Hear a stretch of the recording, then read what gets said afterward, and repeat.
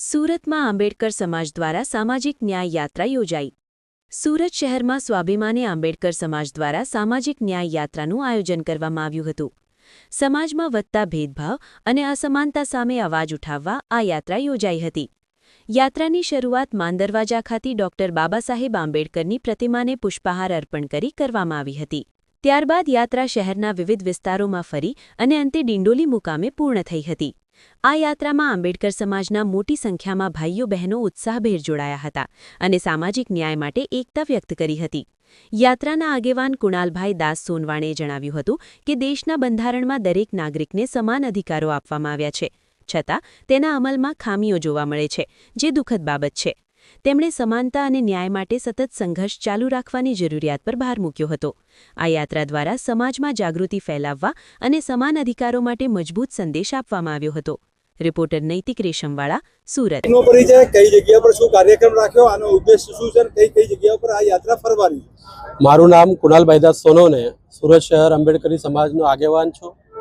આજે ડૉક્ટર બાબાસાહેબ આંબેડકરજીના 135મી જન્મ જયંતિના ઉપલક્ષ્યમાં આ યાત્રા સામાજિક ન્યાય યાત્રા જેને નામ આપવામાં આવ્યું છે, આજે પણ ભારતીય બંધારણના સમતા, સ્વતંત્રતા અને બંધુતાના જે નિયમો છે એના આધાર પર પણ આજે કામ થતું નથી।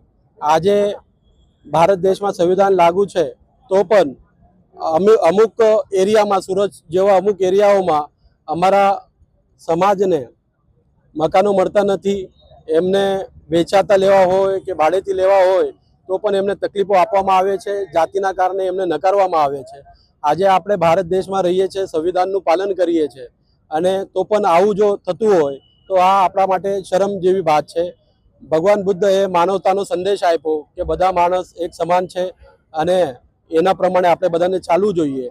આજે અમારે ના છૂટકે આ એક સામાજિક ન્યાય યાત્રા અમારા હક્કોના માટે અમારે કાઢવી પડી છે। આજે આ યાત્રા બાબા સાહેબના સ્ટેચ્યુ પાસે રિંગ રોડથી પ્રયોગશાળા સર્કલ સુધી ડિંડોલી જશે અને ત્યાં સમાપન થશે। કેટલાક લોકો જોડાયેલા છે અને રૂટ શું છે આમથી? માન દરવાજા રિંગ રોડ બાબા સાહેબના પ્રતિમાથી આ રેલી ચાલુ થવાની છે અને સમાપન ડિંડોલી વિસ્તારમાં કરશે। હા, આ રેલી અત્યારે પ્રતિમા પાસેથી શરૂ થશે, પછી ભાટેના, ધરતી નમકીન, ભીમનગર, નવાગામ અને ડિંડોલી પાસે સમાપન થશે। કેટલા લોકો જોડાયા? હવે જેવી રીતે રેલી આગળ જશે એ રીતે લોકો જોડાતા જશે અને અત્યારે આશરે બહુ મોટી સંખ્યામાં લોકો જોડાયેલા છે। ઓકે, ચાલો।